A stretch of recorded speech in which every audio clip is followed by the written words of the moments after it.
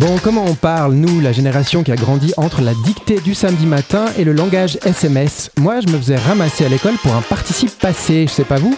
Et aujourd'hui, on se fait chambrer par des ados parce qu'on dit encore trop stylé. Non mais vraiment, comment vous parlez, vous? Est-ce qu'on perd du vocabulaire ou au contraire, est-ce que la langue s'enrichit? Est-ce que les jeunes parlent vraiment plus mal? Est-ce qu'on est juste devenus nos parents? Maud, salut, comment tu parles, toi? Bien, je crois. Enfin, on me comprend en tout cas. Même que je parle anglais, l'avantage d'être bilingue, c'est que moi je peux glisser des anglicismes en toute légitimité. I'm legit, hein, moi, comme Jean-Claude Van Damme, voilà. Et puis on a quand même de la chance, on vit dans un pays avec 4 langues nationales. Alors on jongle tous un peu avec ces langues. Enfin, bon, moi je jongle pas très bien avec le suisse allemand personnellement, mais voilà.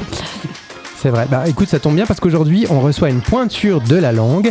Corinne Ressary, professeure de linguistique française et directrice de l'Institut des sciences du langage de l'Université de Neuchâtel, membre du collectif des linguistes atterrés. Elle a co-signé le livre Le français va très bien, merci, aux éditions Tract Gallimard. Et elle va nous aider à décortiquer le sujet.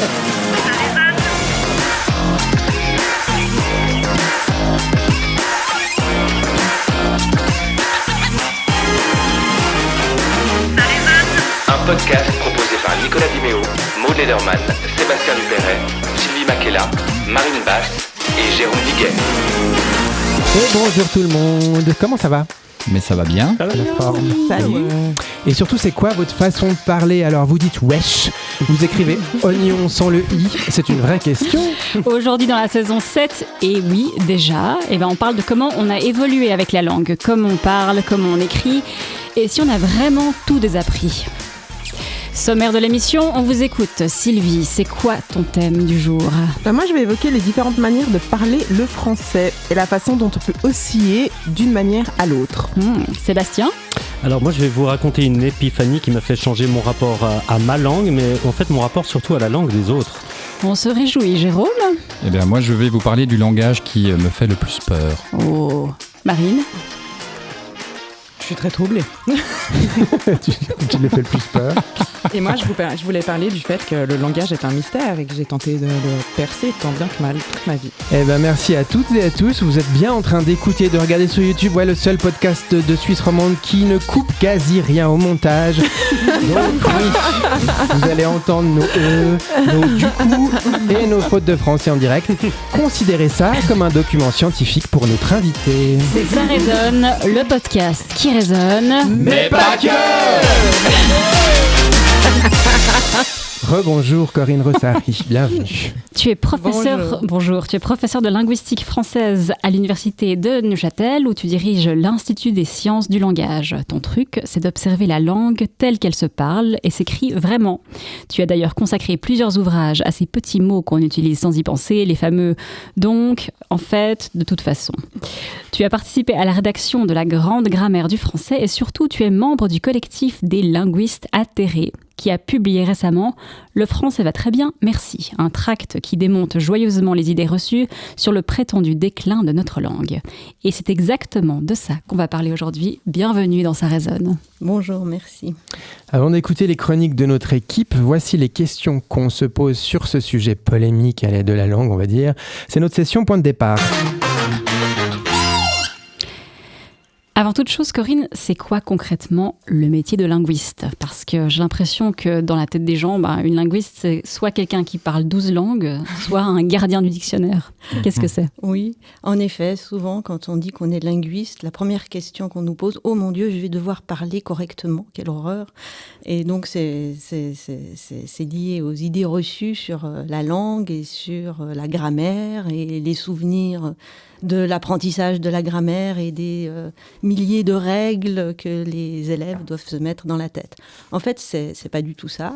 Le métier de linguiste, c'est pas prescrire des règles, c'est pas apprendre des règles par cœur, c'est pas non plus parler 12 langues, 25 langues ou je ne sais quoi. Enfin, il y a des gens qui travaillent sur plusieurs langues. C'est de chercher des régularités, de comprendre comment ça fonctionne. Et le but, c'est pas de juger les productions, d'estimer que telle production est meilleure que telle autre ou que telle façon de parler est meilleure que telle autre façon de parler, mais c'est d'observer, de documenter. On a beaucoup de chance parce qu'à l'heure actuelle, on a constitué des bases de données énormes, des corpus oraux, des corpus écrits, des corpus de différents genres, des corpus littéraires, des corpus ordinaires, des corpus de conversation tout à fait spontanés, mais aussi des corpus de conversation guidés. Donc on a vraiment beaucoup de documentation pour décrire le fonctionnement de notre langue, de diverses langues, peu importe que ce soit le français ou d'autres langues encore, de les comparer, de voir des régularités se dessiner entre langues ou à l'intérieur de notre propre langue. Voilà, c'est vraiment de comprendre comment ça fonctionne. Et souvent, ça ne fonctionne pas de façon binaire. Donc, de documenter aussi toutes les variations sans pour autant pouvoir avoir une idée sur ce qui est correct ou incorrect. Ce n'est pas le but. Corinne, notre caméraman Sébastien nous dit que tu es un petit peu trop bas sur ta chaise et qu'on ne te voit pas derrière ton micro. Donc je te change de chaise. On coupera quand même ça. Ça y est, on commence à mentir. Voilà. Ça y est, les making-of. Dans les médias, quand on parle de la langue française, c'est presque toujours pour dire qu'elle va mal, qu'on ne sait plus comment écrire, que les jeunes massacrent le français. Enfin voilà. Tu dis le français va très bien, merci, dans ton tract publié chez Gallimard avec d'autres linguistes de France, Belgique, Suisse, Canada. C'est de la provocation ou bien c'est un constat scientifique ? Alors, c'est en tout cas pas de la provocation. C'est pas... Donc voilà, il faudrait plutôt se poser la question de pourquoi ? Pourquoi on dit que le français va mal ? Pourquoi on dit que les jeunes parlent mal ? Pourquoi on dit que le langage inclusif abîme le français ? Pourquoi dit-on que les emprunts sont dangereux et vont conduire à la disparition du français ? Alors que le français n'a jamais été autant parlé, n'a jamais été autant écrit. Et donc, actuellement, on a accès à des masses de données absolument impressionnantes parce que tout le monde écrit. Les enfants commencent à utiliser leur téléphone à peine... Enfin, téléphone, je ne sais pas pourquoi ça s'appelle téléphone, d'ailleurs. Ça continue à s'appeler téléphone. On pourrait dire smartphone. Enfin, tout ça est une variante parmi d'autres. Mais on utilise l'écrit de plus en plus. Et donc l'idée que le français va mal est juste une idée qui n'a aucune base scientifique et qui n'est pas fondée sur un constat. Dire qu'une façon d'écrire est moins bonne qu'une autre est un jugement tout à fait personnel de goût, mais en tout cas pas un constat scientifique. On a le droit d'aimer certaines tournures et de moins aimer d'autres, mais ça n'a rien de scientifique. C'est comme si on préfère le rouge au rose, quoi. Et alors, est-ce que la langue évolue plus vite maintenant qu'avant pour que les gens aient tout à coup c'est tout à coup tu vas me dire c'est peut-être pas récent de dire que le français va mal, mais voilà, est-ce qu'il y a une accélération de l'évolution pour que certaines personnes aient cette perception Alors ce qui a été accéléré, c'est l'écrit numérique et donc la possibilité d'avoir accès à des écrits que énormément de personnes peuvent lire. Je veux dire, avant l'ère numérique, les écrits, c'était des ouvrages édités ou des lettres manuscrites que les gens s'envoyaient, mais de façon beaucoup plus confidentielle, ou encore les journaux, la presse, etc. Donc ça, bien sûr, on y avait accès. Mais c'était des professionnels. Enfin, je veux dire, l'écrit était quand même géré par des professionnels de l'écrit. Et actuellement, l'écrit, on le dit dans le tract, c'est démocratisé. Tout le monde peut écrire, mais tout le monde, à tous les âges, de tous les milieux. On écrit tout le temps. On écrit parce qu'on réagit à des posts, on écrit parce qu'on écrit des SMS, on écrit tout le temps. Et donc ça a changé. Donc ça peut donner l'impression comme ça que les usages s'envolent et que les nouvelles écritures arrivent parce qu'évidemment, il a fallu s'adapter à un nouveau canal. Et ce canal, sa particularité, c'est que c'est ni de l'écrit ni de l'oral. Quand on envoie en SMS, c'est pas exactement de l'écrit parce qu'on attend une réponse très vite. Donc il n'y a pas cette distance qu'on a quand on écrit une lettre puis que ça prend une semaine pour que la personne réponde. Donc on ne va pas utiliser les mêmes tournures. Donc on a quelque chose de beaucoup plus spontané.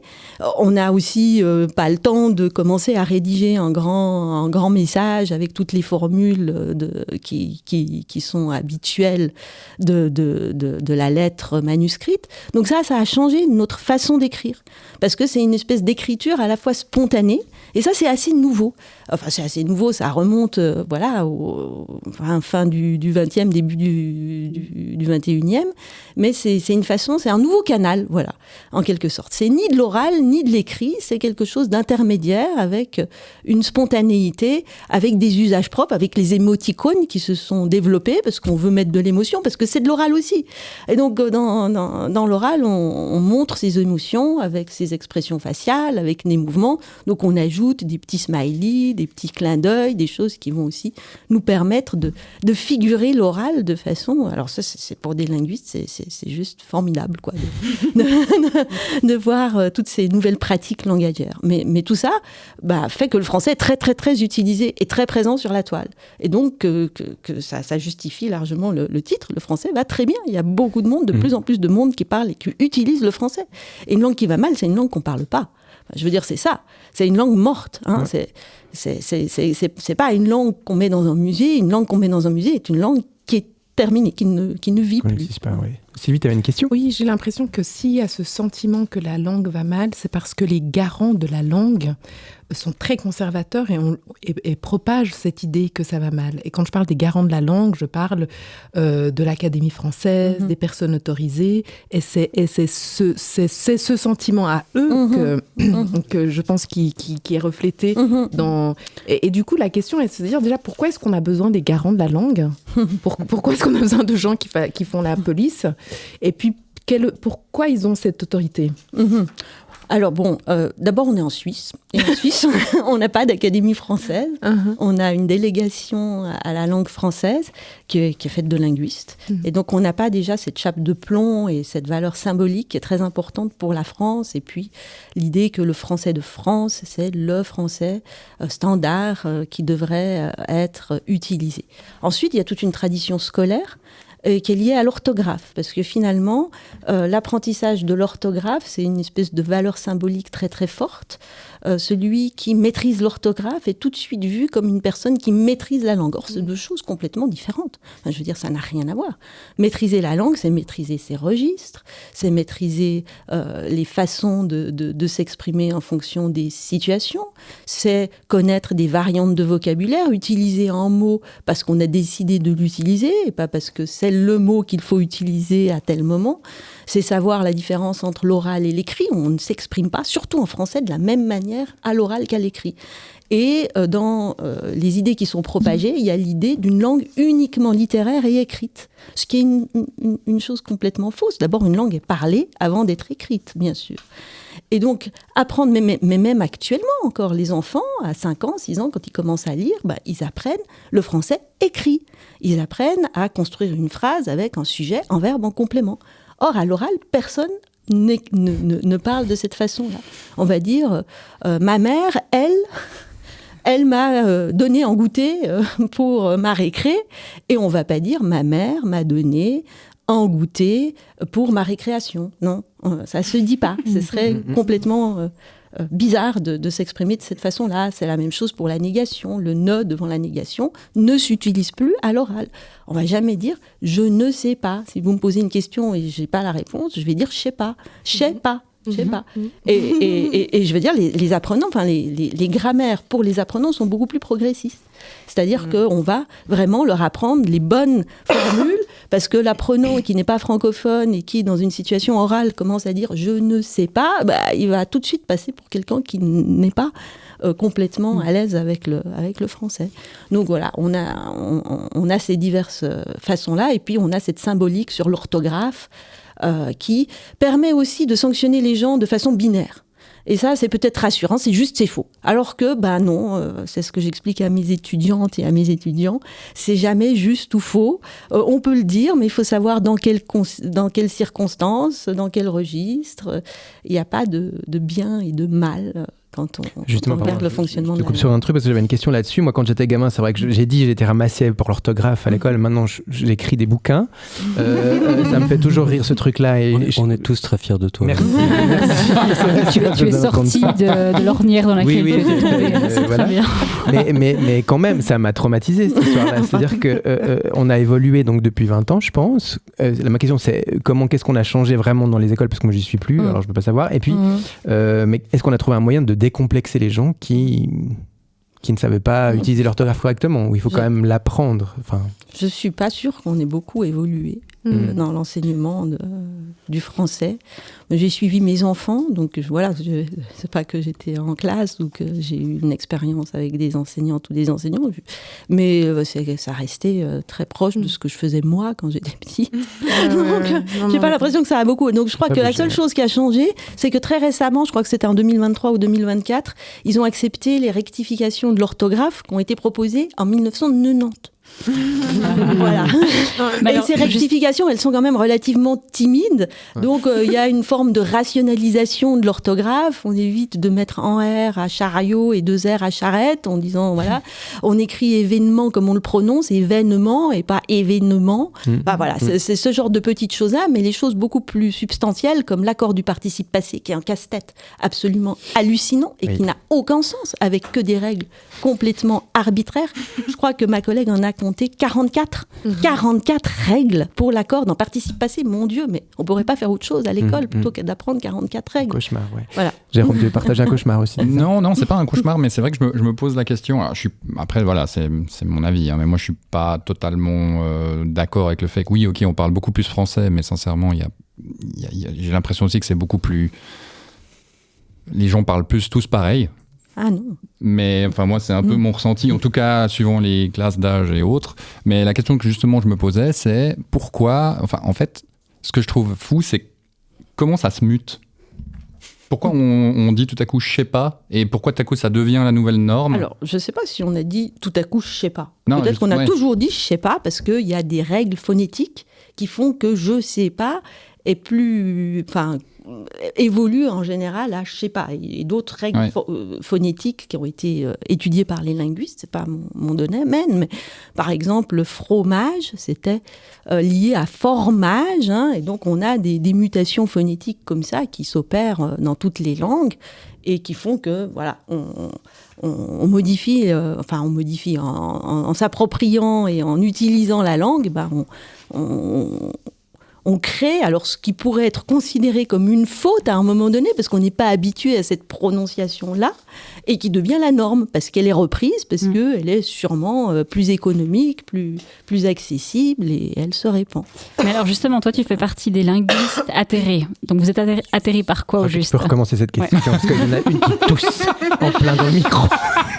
Donc justement, toi, tu fais partie des linguistes atterrés. Vous êtes atterrés par quoi au juste? Qu'est-ce qui vous a poussé collectivement à prendre la parole? C'était important de faire connaître un peu mieux le métier de linguiste. Les gens n'ont pas du tout une représentation, et ça, c'est tout à fait réel, de ce que fait un linguiste. Et c'est ce que je disais au début de l'émission, hein. Souvent on a l'impression que soit c'est quelqu'un qui parle je ne sais pas combien de langues et qui connaît énormément de langues, mais ça c'est même pas trop une erreur. Il y a beaucoup de linguistes qui connaissent beaucoup de langues et qui travaillent et qui essayent de généraliser des règles à partir de la connaissance qu'ils peuvent avoir de plusieurs langues. Mais c'est surtout lié au fait que linguistique, ça fait tout de suite penser à grammaire et à correction, parler bien, parler correctement. Donc, si les personnes n'ont pas d'idée sur ce que fait un linguiste, souvent ça va être associé à « mon Dieu, je vais devoir me parler de façon correcte », avec cette espèce d'insécurité linguistique contre laquelle on essaye de lutter en montrant qu'il y a des variantes et que ce qui compte, c'est de maîtriser ces variantes selon les situations de communication. Et pour reprendre ce que tu disais tout à l'heure, la variante « tout le monde parle pareil », non. Tout le monde parle pareil selon les situations. Dans une situation donnée, dans un groupe de jeunes qui vont boire un verre, vont s'exprimer entre eux différemment que ces jeunes pris individuellement qui vont parler à leur prof à l'université ou dans leur famille, à leur petit frère ou je ne sais quoi. Enfin, donc c'est ça qui est important, c'est d'avoir une idée des registres et des façons de parler et des variantes qu'on a à disposition. C'est la même chose pour les anglicismes. Les anglicismes ne déforment pas la langue française. Si vous pensez à un anglicisme, prenons le cas de liker, liker, c'est pas la même chose qu'aimer, et c'est devenu un verbe du français. C'est un verbe du premier groupe. Je like, tu likes, nous likons, et c'est mettre en cœur, c'est pas, et on pourrait pas dire, non, il faut absolument se débarrasser, qu'est-ce que c'est que ce liker, il faut mettre aimer. Non, ça veut pas dire la même chose. Si la langue utilise quelque chose, c'est que c'est utile, et que c'est quelque chose qui convient, et dont dont les utilisateurs ont besoin.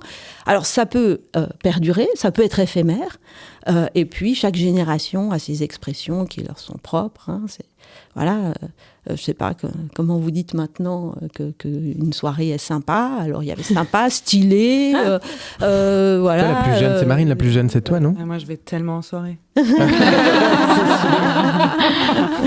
Donc voilà. C'est quoi la différence entre regarder la langue de façon descriptive plutôt que normative? Et pourquoi d'ailleurs ce sont rarement des linguistes qu'on entend sur ces sujets? Ouais. Alors ça, je ne sais pas pourquoi, mais c'est parce qu'ils ne sont pas assez présents. Donc voilà, on essaye de rattraper le tir là, mais mes collègues sont très très présents sur les médias, donc on les entend quand même pas mal. Non, parce que scientifiquement, qu'est-ce qu'on fait? On dit pas quand on est en scientifique, on ne dit pas ce qui est bien, ce qui est mal. On observe, on décrit, on a des outils, des méthodes d'analyse. Et c'est le propre de tout scientifique. Donc on ne va pas se dire, j'analyse cette tournure parce qu'elle est belle, et puis j'analyse pas celle-là parce qu'elle est moche, enfin non. On va prendre les façons voilà, les objets d'études qui sont les discours, les écrits, les mots, et puis on va les observer avec des méthodes d'analyse qui sont propres à la linguistique selon le domaine auquel on s'intéresse. Sébastien, une toute dernière question rapidement, comme ça on passe aux chroniques après. Est-ce que s'il y a des linguistes intéressés, est-ce qu'il y a des linguistes d'extrême droite? Est-ce que la position que vous avez, c'est une position qui est répandue? Alors en tout cas, c'est pas une position. Faction. Moi, j'estime que c'est une position scientifique. Donc c'est pas une position idéologique, contrairement à ce que certains laissent entendre en disant oui, c'est des wokistes, des gauchistes.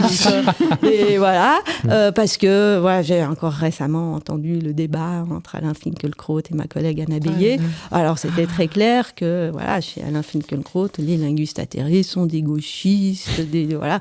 Mais la position qu'on a, et si on a écrit ce manifeste-là, c'est pour dire non, c'est une position scientifique. Et ma collègue répondait de façon scientifique. Donc il ne s'agit pas d'une position idéologique, c'est pas qu'on estime que la langue française doit absolument se dégrader, que c'est une très bonne chose pour la société. Non, on l'observe et il n'y a aucune raison mais valable de dire que telle tournure, d'aller au coiffeur, c'est moins beau que d'aller chez le coiffeur. Il n'y a pas de raison de dire ça. C'est juste qu'on s'est habitué à l'une et pas encore à l'autre, ou que l'autre est devenu un marqueur social. Voilà, la personne qui va au coiffeur, elle est tout de suite stigmatisée comme étant... Voilà, ne maîtrisant pas complètement la langue française, alors que on sait que la différence de préposition, un petit cours rapide de linguistique entre chez et au c'est en endroit, et puis en général, quand on va dans un salon de coiffure, on va pas chez la coiffeuse, hein. C'est pas comme si je vous invite à boire le thé chez moi. Voilà, donc on va au salon de coiffure et on va par diminution au coiffeur, c'est tout à fait correct, c'est très précis, mais on peut aussi dire chez si on choisit de personnifier ou de voir derrière le salon de coiffure en endroit ou plus privé, voilà, comme on va chez sa voisine ou chez sa copine. Ok, merci pour ces précisions et ces premières réponses, Corinne. Voilà pour la première partie un peu experte. Maintenant, place aux chroniques et comme d'habitude, on va parler de nous, de notre petite honte, de petites questions personnelles, de ce qui résonne en nous. Et puis tu es libre, bien sûr, de participer comme tu veux et quand tu veux. Et pour ça, on a du monde. Sylvie, Sébastien, Marine et Jérôme, chacun et chacune avec son angle et dans son style. Corinne, tu peux te sentir libre dès maintenant de participer à nos discussions. Alors, Sylvie, qui s'obstine à vouloir s'extraire de sa classe sociale, nous explique comment la maîtrise du français peut constituer une clé d'accès à certains cercles. Parler convenablement le français, qu'est-ce que ça signifie ? Dans mon esprit, il s'agit de maîtriser la grammaire de la langue, de respecter les concordances des temps, d'utiliser un vocabulaire précis et riche pour décrire les situations, les sentiments et gommer tous les tics de langage.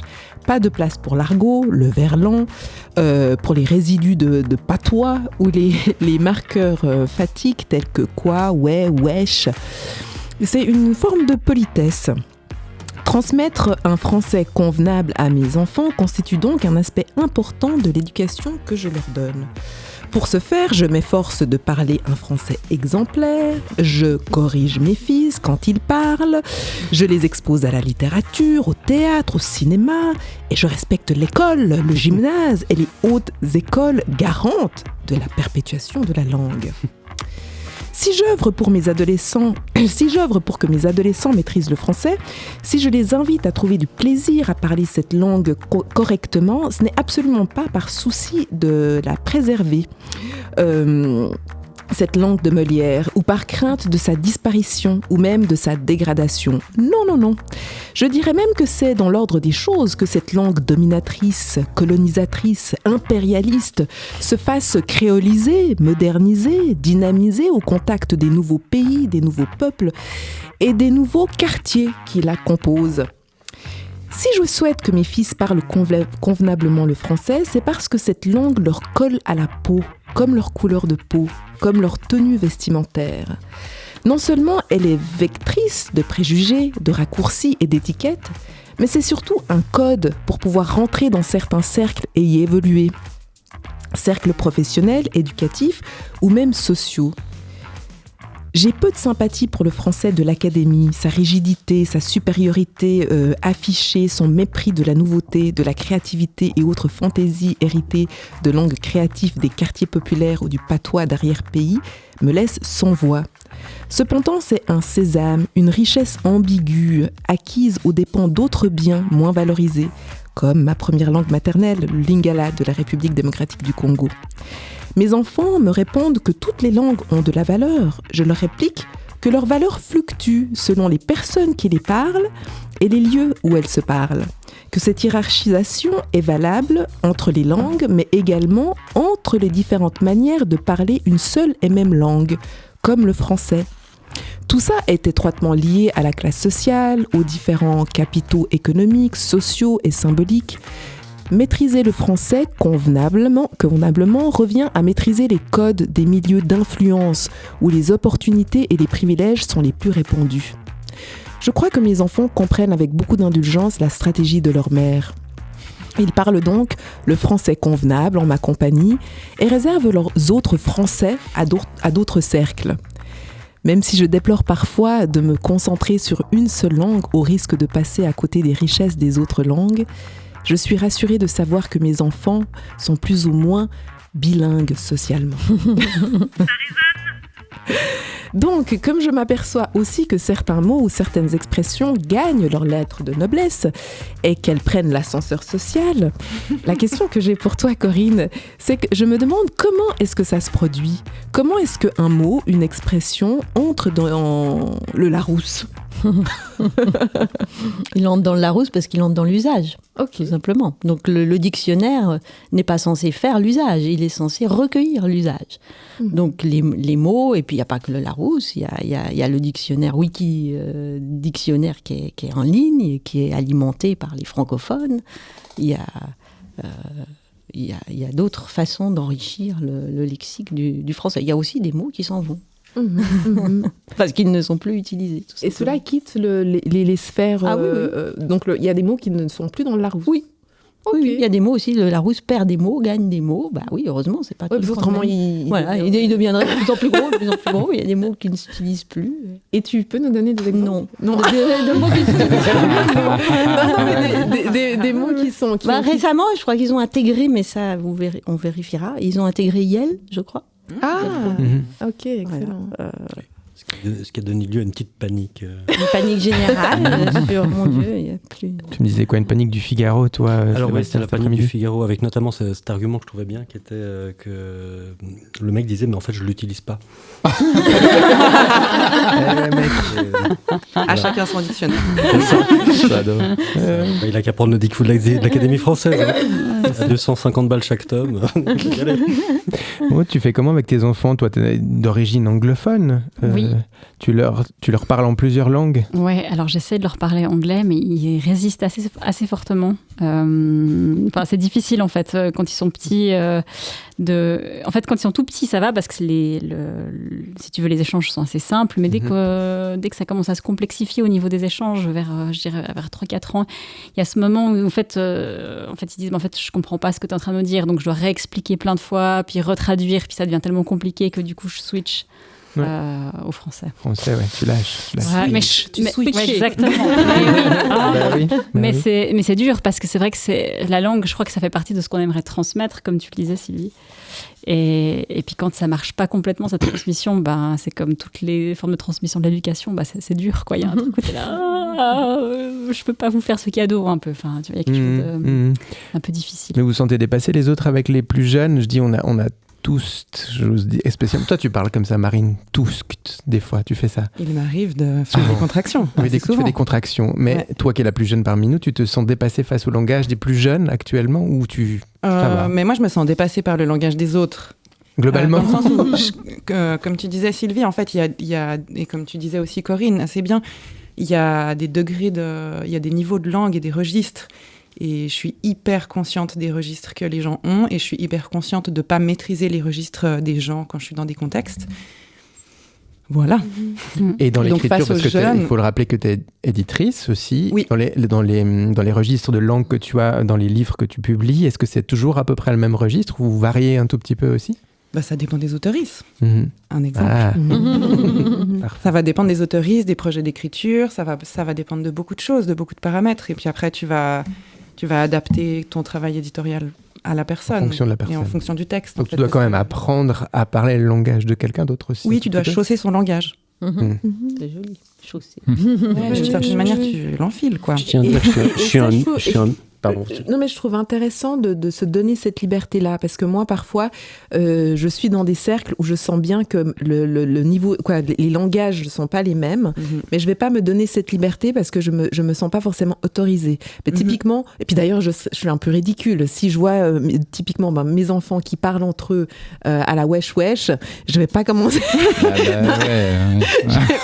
Je vais pas commencer à adopter ce langage, alors même que je comprends bien que, tu vois, tu fais pas? Et en même temps, moi je l'observe chez moi, je prends hyper facilement l'accent des gens que j'ai en face de moi, je prends hyper facilement l'éthique de langage des personnes que j'ai en face de moi, et je vais immanquablement finir par dire wesh wesh. Ouais. Et c'est pas de la moquerie, et ça n'a rien à voir avec ça, c'est vraiment un alignement, je pense qu'il y a une espèce d'alignement social, entre guillemets, enfin oui, complètement. Tu fais société, mais je pense qu'il y a aussi quelque part où tu portes un regard jugeant sur toi, complètement. parce que tu dis, mais c'est le parler d'une autre génération que la mienne, et tu l'ignores un peu d'une certaine manière, enfin tu la maîtrises pas. Moi je vois bien le parler des plus jeunes, il y a plein de vocabulaire que j'ai pas, où je suis là, mais c'est génial, il y a des mots complètement que je comprends pas. Oui. Et en fait c'est des nouveaux mots à acquérir. Oui, complètement. Et ça m'éclate assez en fait. Ouais. Mais parce que j'ai aussi cette espèce de curiosité de la langue et que je subis pas la même sanction sociale que toi. Oui. Non, c'est vrai. Alors c'est pas une sanction sociale, non. C'est plus avec les garçons. C'est vrai qu'il y a tout d'un coup des expressions. Par exemple, cet été, j'ai appris gérer une fille. Oh wow. Non. Et c'est quoi? C'est draguer. Comment on fait ça? Ça veut dire draguer, ça veut dire tenter la séduction. Comme avoir un bail avec ou un truc comme ça. C'est ça qui est marrant, c'est que en fait, t'as des termes qui maintenant ont changé. Donc tu te dis, c'est ça, puis en fait, non, pas du tout. En fait, mais Corinne, ça a toujours été le cas, ça. Ça a toujours été le cas. Chez Molière, on avait pensé qui voulait dire faillir. J'ai pensé vomir, c'était j'ai failli vomir. Ça n'a plus du tout ce sens-là. Donc, c'est gérer, c'est la même chose. Ouais. Je ne connaissais pas ça. Mais... Après, ça peut être très éphémère, ça peut rester. Puis je voudrais juste revenir sur la notion de tic de langage que les linguistes ne reconnaissent pas du tout.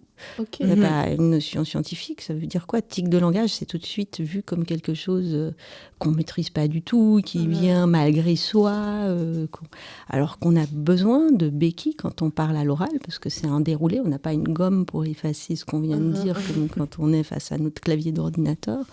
Et donc les soi-disant mots qui seraient des tics de langage sont des outils absolument précieux pour la communication, que ce soit pour laisser à l'autre la possibilité de faire un feedback à un moment donné, que ce soit pour reprendre son souffle, que ce soit pour assurer des enchaînements entre les différentes suites que l'on produit. Donc ça a des fonctions assez précises qu'on peut assez bien décrire.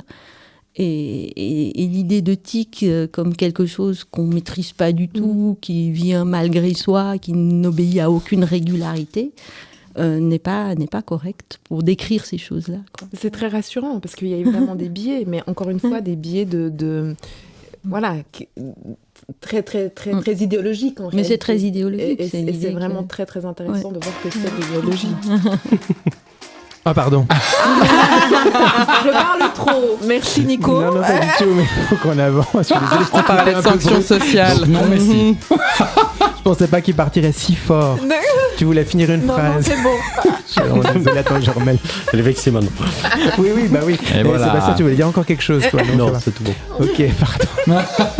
Tout le monde a compris la leçon. Excusez-moi. C'est bon. Non, il y a deux termes, je pense que les jeunes ne connaissent peut-être pas, qui vont se retrouver dans la chronique de Sébastien. C'est peut-être épiphanie et nazi. Bon, Sébastien, tu vas nous raconter comment tu as arrêté justement d'être un nazi. Oui, alors un grammar nazi, je précise, un nazi de la grammaire. Je parlerai de mon grand-père une autre fois. Non. Donc grammar nazi, vous savez, ces gens imbuvables qui vous reprennent à l'oral et à l'écrit avec condescendance, genre non, mais en fait on ne dit pas au jour d'aujourd'hui, parce qu'aujourd'hui ça veut déjà dire au jour d'aujourd'hui en fait, avec un bon E préposal de derrière les fagots. Eh bien, je ne suis plus cette horrible personne, et ça c'est un peu grâce à notre invité, ou plus exactement grâce à un autre membre de ton collectif, le youtubeur monté de Linguisticae, que je vous recommande chaudement. Et donc, qu'est-ce qui t'a fait changer d'avis ? Bon, d'abord, j'ai commencé par abandonner l'idée que la langue française avait une complexité intéressante et féconde. Par exemple, on va faire un petit test. Je vous propose 3 possibilités d'orthographe. Est-ce qu'on écrit, à votre avis, autant pour moi, autant pour moi, autant pour moi ou autant pour moi? Alors, vous êtes tous faux, on écrit autant pour moi. Donc, voilà. En fait, c'était juste pour vous montrer que je peux sortir 4 orthographes différentes pour une même phrase sans qu'on entende la moindre différence à l'oral, et je parle même pas des mots qui changent de genre entre le singulier et le pluriel, parce que ça, c'est vraiment la palme d'une langue qui n'en a rien à foutre de ses locuteurs. Et cette complexité ne sert à rien. Mais elle est complètement random, elle n'a pas de logique, elle a plus d'exceptions que de règles. Putain, si en maths on te disait non mais le 4 il prend un 8 quand il est suivi d'un nombre premier exponentiel au carré, on deviendrait dingue. Oui, j'ai mis tous les termes de maths que je connaissais. Et ben non, les maths c'est un système cohérent, paraît-il, et sa complexité, elle permet d'aller plus loin et de mieux comprendre les choses. Ça repose sur des bases solides, contrairement à la langue française. Ah, mais l'étymologie. Oui, voilà, l'étymologie, donc du grec ancien étumon, qui veut dire qui veut se la péter avec une anecdote de merde. Voilà la raison de ces PH et de ces Y disgracieux qu'ils nous ont mis dans toutes les sauces pour faire genre. D'ailleurs, tu sais pourquoi glycine s'écrit avec un Y? Eh ben parce que ça vient du grec glucose, qui veut dire sucré, suave, un peu comme le parfum de la glycine. Voilà. Putain, on s'en fout, quoi. Non, le prochain qui me sort étymologie pour justifier les absurdités de la langue française, je le défonce. La plupart du temps, ces anecdotes étymologiques, elles sont inintéressantes, elles tiennent plus du comptoir que de la vraie science. Puis bon, si c'était si bien que ça, l'étymologie, il y aurait un numerus clausus en linguistique et ce serait la branche la mieux financée de l'Uni. C'est pas le cas. J'ai pas écrit cette réplique, mais je l'avais prévu. Non mais attends, mais les emprunts à l'anglais, ça te dérange pas? Mais non, pas plus que le fait qu'on dise allegro con fuoco pour décrire le 4e mouvement de la symphonie du Nouveau Monde. Une langue, c'est fait pour décrire son environnement, ses sentiments, bref, sa réalité et la communiquer aux autres. Et oui, je préfère ersatz à succès d'année, follower à, tenez-vous bien, acolyte des illustres, proposition de l'Académie française. Et je vous défie de trouver un mot ou une locution aussi claire que Zeitgeist. Les emprunts, ça fait vivre la langue parce que tout d'un coup, ils décrivent mieux la réalité que leur traduction et que l'usage fait qu'ils s'imposent. Si vous êtes musicien au 17e, vous avez des notions d'italien. Si vous êtes informaticien au 20e, vous comprenez au moins un peu l'anglais. Et si vous êtes académicien en 39-45, vous avez de bonnes notions d'allemand. Voilà, faut s'adapter. C'est la vie. Sur ce dernier point, d'ailleurs, je vous invite à aller jeter un coup d'œil à la vidéo de Linguisticae sur l'Académie française. Ça vaut le détour et ça va probablement écorner un peu le respect que vous pourriez encore avoir pour cette institution. Et donc, c'est à cause de tout ça que t'es plus un grammar nazi. Non, en fait, la raison, elle est plus générale que ça, puis un peu plus sérieuse aussi. En fait, je me suis rendu compte que toutes ces petites bizarreries et le fait qu'on avait tant de peine à en sortir ou à simplifier la langue, c'est juste de la violence de classe culturelle. Ça a le même rôle que l'accent en Angleterre, c'est un moyen de distinction sociale. Cette pédanterie, elle est en fait hyper violente parce qu'elle s'attaque à la capacité des gens à décrire leur réalité, à s'exprimer, et elle fabrique littéralement de l'illettrisme. C'est une violence avant tout politique, donc ma question à notre invité, déjà, est-ce que tu partages ce constat ? Et comment faire pour rendre la langue plus accessible ? C'est encore pire que ce que tu disais. En fait, beaucoup des étymologies, des soi-disant étymologies du français sont fausses. Donc c'est pas juste, on a cette orthographe tellement complexe et arbitraire qui est liée à une trace de l'histoire du français dans la graphie des mots, mais c'est complètement erroné. Alors il y a des mots, effectivement, sang, sanguin, qui nous permettent de reconstituer des familles de mots, et donc le G à sang permet de lier sang à sanguin, etc. Mais il y a aussi des étymologies complètement fantaisistes. Vous prenez nénuphar, on a rajouté un PH, alors que ça vient du perse. Il n'y avait aucune raison de orthographier nénuphar sans F. Vous prenez les fameuses exceptions avec des X à la fin des pluriels, chou, bijou, caillou, genou, etc. C'est une faute de copiste. Et donc on n'a pas bien retranscrit le S, on l'a remplacé par un X. Donc voilà, ça n'a pas de validité. Après, il y a des irrégularités absurdes. Il y a des mots qui viennent du grec avec des CH et des mots qui viennent du grec avec des C. Et il n'y a aucune raison. Il n'y a pas de raison que ceux-là ont été orthographiés avec un H et d'autres avec juste le C.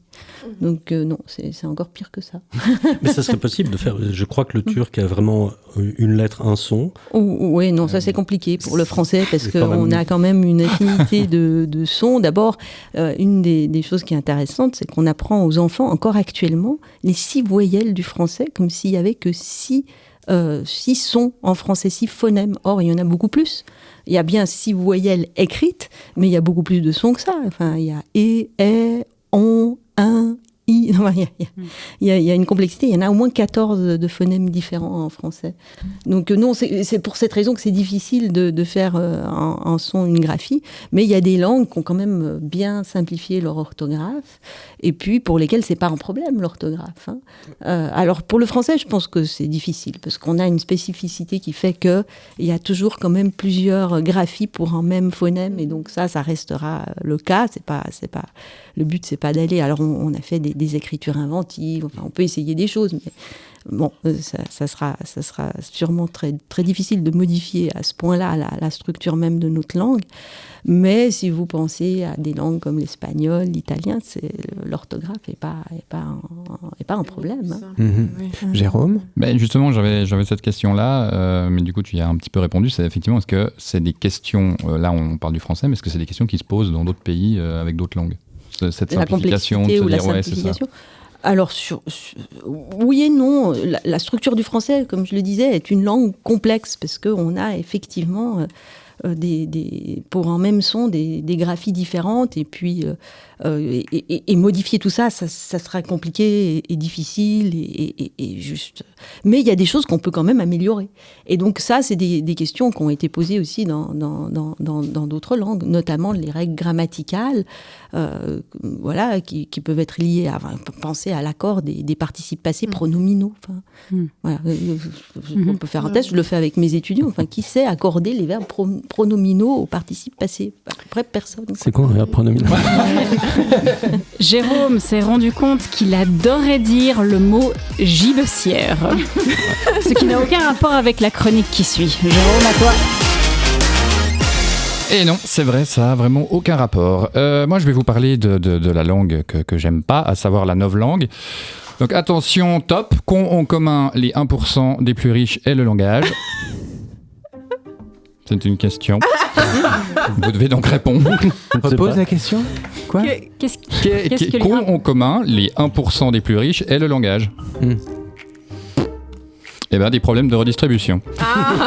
Ouais, tout comme le pognon, très très mal redistribué le langage. Hein. Déjà parce que les 1% cités le monopolisent sans arrêt, hein, mais ils le squattent tellement, mais on dirait Valérie Ditli dans le 20 minutes. Ou Bruel dans un acte d'accusation. Ça donne des avis éclatés sur tout, j'en peux plus. J'aimerais les voir discourir dans leur cher espace, là, où il n'y a pas d'air et donc pas de vie de leur part et donc pas de son non plus. Ils veulent tout. Même les mots, ils les capitalisent. Je sais pas, ils ont dû entendre que la parole est d'argent, ça les a excités. Faut leur rappeler que le silence est d'or, ça les motivera à fermer leur gueule. J'utilise bien le mot gueule. Désormais, je m'emporte, mais je n'en peux plus. D'un côté, tu as eux, là, qui envahissent les discours médiatiques, et de l'autre, les mots manquent sur des sujets autrement plus fondamentaux, comme, je sais pas, au hasard, l'écologie, Gaza, l'égalité pour tous, l'utilité des mouchoirs parfumés à l'eucalyptus. Oui, parce que soit tu te mouches, soit tu utilises de la pommade Vicks, pas les deux ensemble.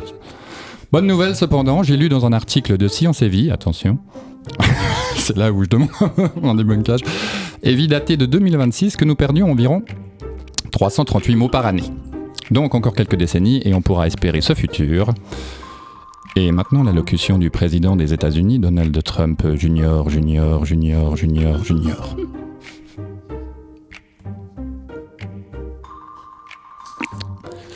C'était donc l'allocution du président des États-Unis. Tout de suite la météo, 60 degrés partout, pensez à vous hydrater. Votre IA rend l'antenne. Le monde d'aujourd'hui, c'est une entreprise du tertiaire, ça brainstorm sans arrêt, ça veut inclure tout le monde tout en évitant les têtes qui dépassent, ça fait des conf calls au sommet, ça espère onboarder les gens sur l'état du monde. Mais au final, ça ne permet que de faire remonter le taux de natalité tellement c'est de la branlette. Le pire, c'est qu'elle ne se cache même plus, cette bonne vieille élite. On vient parler à des pompiers épuisés avec des éléments de langage tout faits, comme un PDG vient trouver les mots atténuants pour vous virer. Réduction de personnel, les techniciens de surface seront les moins impactés, cependant ils devront développer de nouvelles compétences afin de rester compétitifs dans un secteur concurrentiel. Les blablateurs remplacent l'action. Je ne pensais pas voir un tel aveuglement cet été face à notre situation micro-ondesque, mais le brassage d'air soulevé par ceux qui nous gouvernent, et ça n'a même pas permis de faire baisser d'1 degré les 33 qui crèchaient dans mon appartement. Merci à notre plat national Albert Rusty. Note pour plus tard, viser un appartement orienté plein nord. On ne parle plus des mots qui fâchent. Le Parlement européen en juin a voté pour 2 nouvelles lois, le règlement sur les retours et le règlement sur les nouvelles techniques génomiques. C'est bien, hein ? Ça évite de parler d'expulsion, les retours. Un peu comme le terme migrant. C'est plus simple et plus poétique, migrant. Ça rappelle les oies sauvages. Bon, elles sont en l'air et la plupart du temps, les migrants, ils sont sous l'eau. Mais bon, ça évite que la société comprenne que migrants, ça permet de regrouper en un seul terme les réfugiés qui fuient la guerre et ceux qui fuient leurs conditions de vie. Non, nous, on voit juste une grosse masse qui vient voler notre pain pour un peu de confort. Pareil, nouvelle technique génomique. Bah oui, OGM, ça faisait trop peur au grand public, alors on appellera ça NTG. Ou même mieux, si on arrive à enlever le terme génétique, comme en Italie, où ils ont décidé d'appeler ça TEA. Avec un peu de chance, ils finiront par oublier ce qu'ils mangent.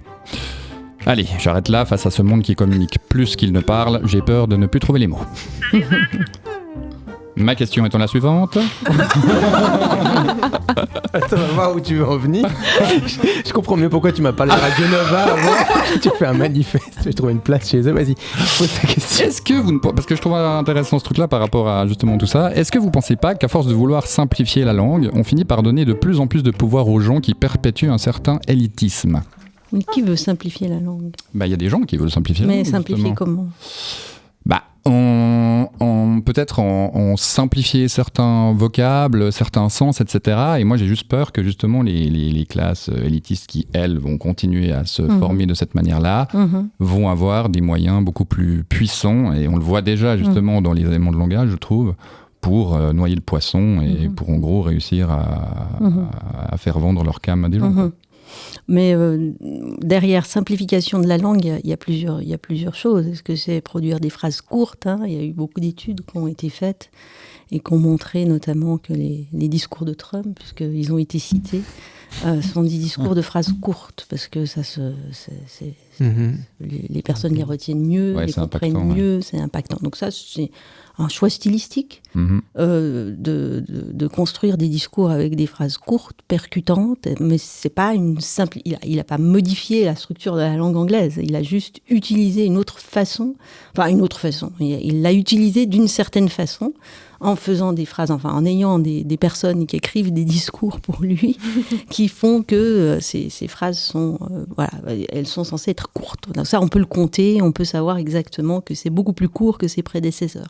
Bon, ça peut être un choix, mais c'est pas une simplification de la langue. Une simplification de la langue, ça voudrait dire que la syntaxe, elle change pas comme ça, la syntaxe d'une langue. Hein. Les subordonnées, elles continuent d'exister. Enfin, après, c'est des questions de choix, d'expression, d'utiliser plutôt des phrases complexes ou pas, d'utiliser un certain vocabulaire avec un certain sens, que les euphémismes dont vous avez parlé, les hyperboles, toutes les figures de style qu'on peut utiliser pour justement être plus percutant, essayer de convaincre la population de certaines choses.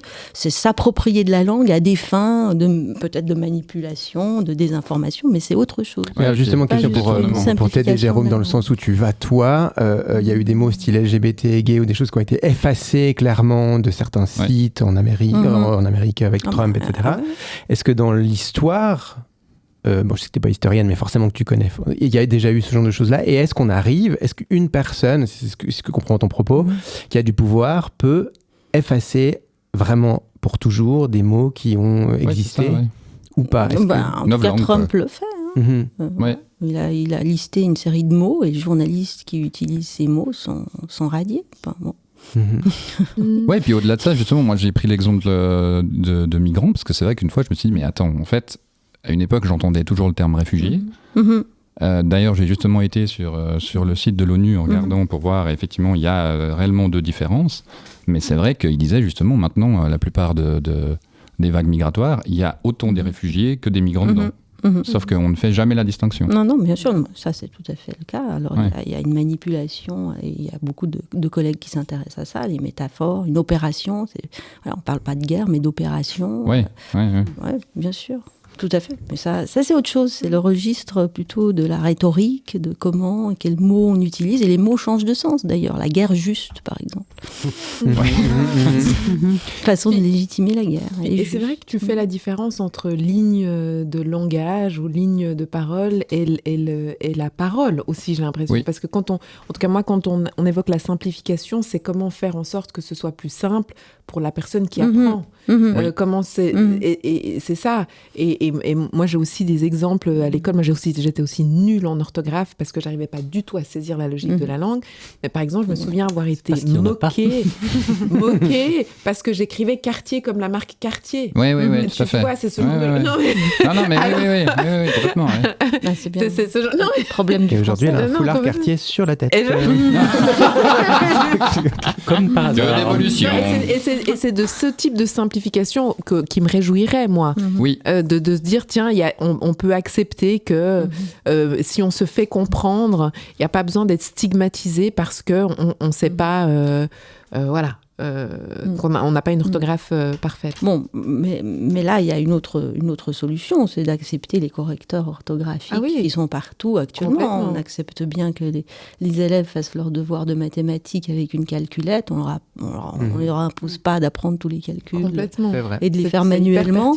Et donc, une des propositions qui est faite dans le tract, c'est qu'on accepte et qu'on apprenne aux élèves à utiliser correctement et de façon efficace ces correcteurs orthographiques. Dernière question avant de passer à la dernière chronique. Pour moi, si on revient juste sur la politique 2 secondes, j'ai l'impression, peut-être après on va passer un peu toujours à gauche, on sait qu'on est tous à gauche. Ah bon? Oui.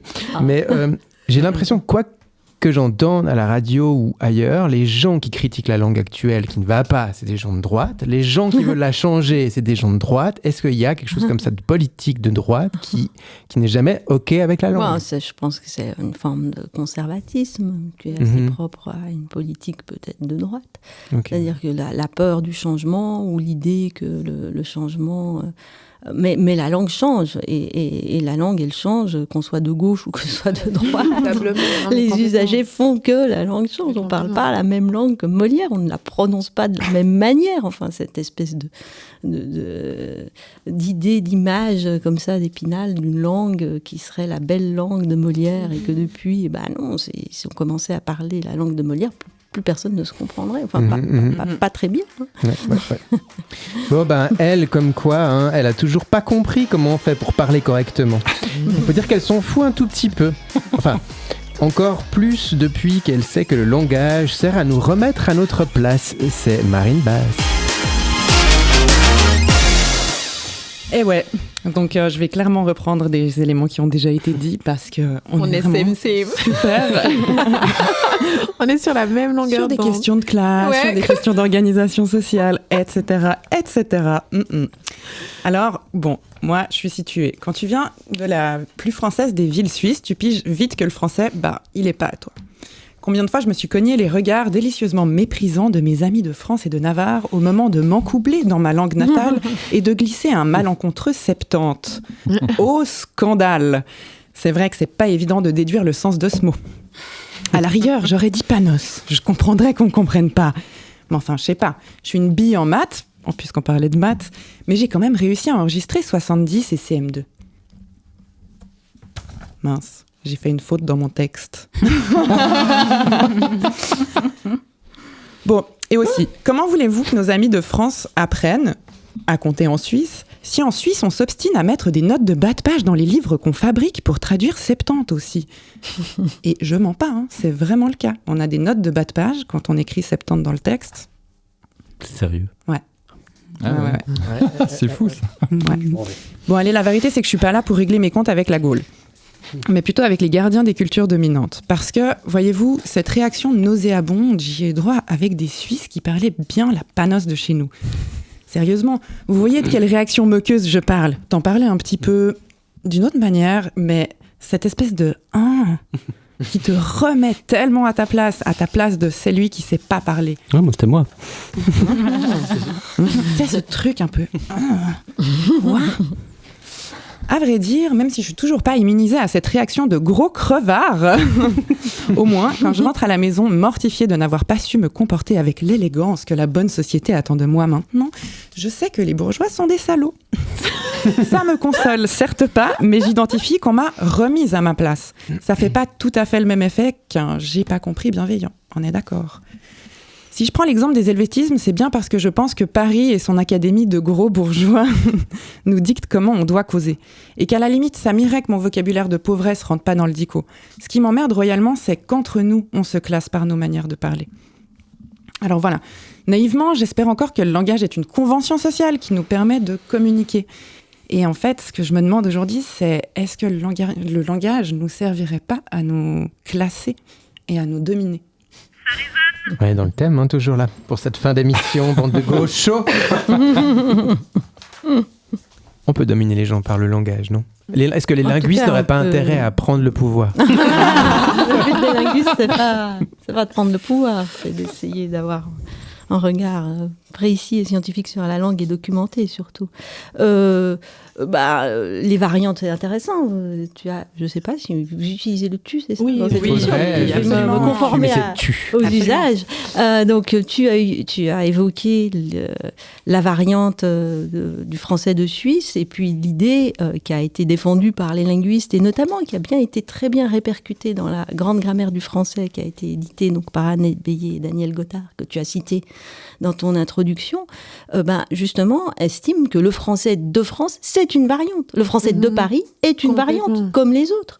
Je veux dire, si on dit panos chez nous et on dit, je ne sais même pas comment on dit en France d'ailleurs. Serpillière, merci.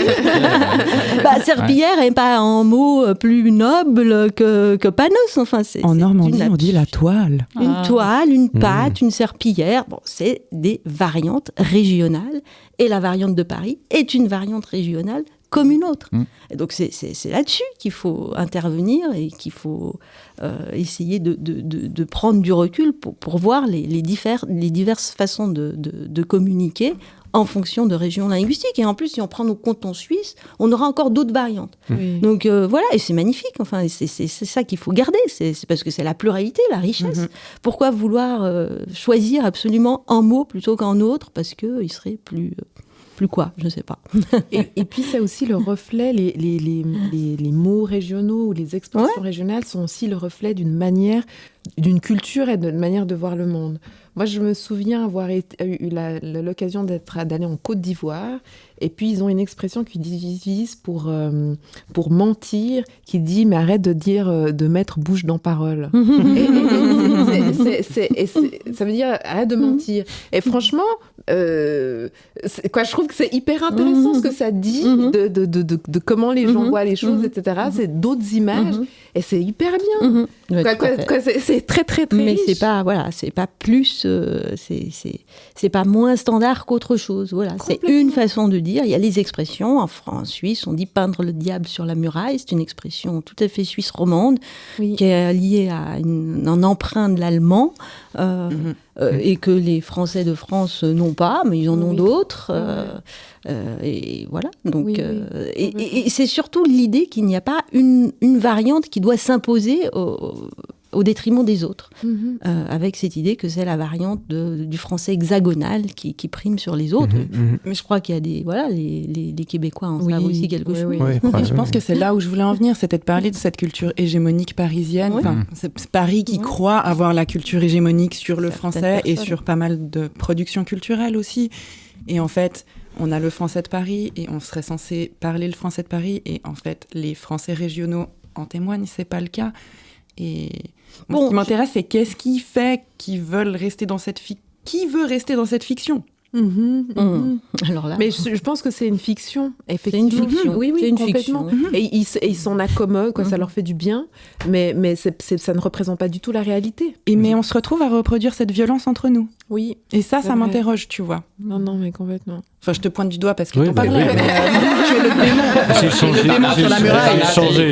Tu es converti. Jérôme, impose-toi, Jérôme. Non, mais oui, moi j'avais du coup la fameuse question, est-ce, parce que j'ai vraiment vu ça dans Science et Vie, est-ce que c'est vrai qu'on perd 338 mots à peu près et enfin, est-ce qu'il y a des mots qui se perdent ou pas? Parce qu'après que ça se transforme et tout ça, il n'y a pas de problème. Il y a des mots qui ne s'utilisent plus, bien sûr. Est-ce que le champ lexical s'appauvrit? Ouais, c'est ça. Il s'appauvrit pas, parce qu'il s'enrichit aussi. Il y a d'autres mots qui arrivent. Il y a perte que de gains. Il y a plutôt plus de gains parce que le dictionnaire, il s'enrichit. Il y a toujours plus de mots. Donc, et si je peux me permettre de ce que j'ai compris, Science et Vie, c'est plus que c'était non plus.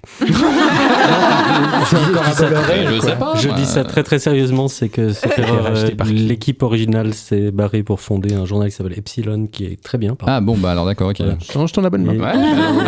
Ok, très bien. Bah, voilà. Moi qui pensais que c'était valable. Et là, je te mets en fait en vidéo pour montrer que tu as reporté des fake news. En fait. J'ai le seum. On va faire un... Est-ce qu'il ne pourrait pas, et c'est ma dernière question, y avoir des cours de linguistique à l'école? Ah oui. On n'en a pas. Ouais, ça c'est vrai que c'est cool. Pourquoi on n'en a pas? Parce que tout ce que tu dis nous dit lave.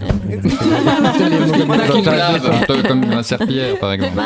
Ça, c'est très difficile de changer cette tradition parce qu'il y a la tradition du français écrit, correct, la grammaire française. Et encore, il y a eu des évolutions. Ils ont intégré un peu les outils de la linguistique, mais ça s'est fait un peu n'importe comment, avec des petites touches ça et là, mais pas de systématicité. Bon, ça prend du temps, puis c'est aussi sûrement aux linguistes de faire le boulot, d'aller voir les responsables pédagogiques. Ça serait bien. Voilà, petit à petit de faire changer. Mais il y a quand même eu des évolutions. Nous voilà rassurés. Oui, nous voilà rassurés parce qu'en plus on arrive. La confiance. Et en plus on arrive à la fin de cet épisode sur la langue. Et on n'a fait aucune faute de français. Notre mot de la fin reviendra à notre invité, Corinne Rossary. Réfléchis, tu as 2 minutes pour le préparer. Le mot de la fin, c'est toujours difficile, toujours un exercice. On rappelle que le livre du collectif Les Linguistes Atterrés, que Marine peut montrer à la caméra en face d'elle, ça serait cool, comme ça on le voit bien. Le français va très bien, merci. C'est disponible dans la collection Tract, oui, chez Gallimard. Petit format, petit prix, grandes idées reçues démontées. Et merci d'avoir été avec nous. J'espère que tu as passé un bon moment. Et nous, on est en tout cas soulagés et détendus de la langue maintenant. Et pour aller plus loin, vous trouverez plein de ressources sur le site du collectif, tract au singulier-linguiste au pluriel.org. Voilà. Vous nous retrouvez désormais sur YouTube en émission complète. Et si vous voulez voir notre petite tronche, c'est là que ça se passe. La prochaine émission, on parlera, figurez-vous, enfin de drogue et d'alcool. Avez-vous tout essayé ou pas? On connaît un ici ou une qui connaît très bien le sujet. Je dirais pas qui. Bon, c'est à toi, Corinne. Merci d'avoir été là. C'est ton mot de la fin. On t'écoute. Eh bien, comme mot, d'abord merci, j'ai passé un excellent moment. Et puis, à la fin, vous n'avez pas pu vous empêcher de dire faute. J'espère qu'on n'a pas fait trop de fautes, même si c'était avec de l'humour et du recul. La notion de faute n'existe pas. À la limite, il est une question d'usage et de s'écarter ou pas de l'usage. Et ce que j'ai relevé dans toutes vos communications, c'est que le nœud de la négation, vous ne l'avez jamais mis. Mais ça n'est pas une faute. C'est que vous vous conformez à l'usage actuel de la langue française, en tout cas à l'oral. Il n'y a pas eu une seule négation avec nœud. Voilà. Merci. Bon, merci à tout le monde. C'était Ça résonne, le podcast qui résonne. Mais pas que.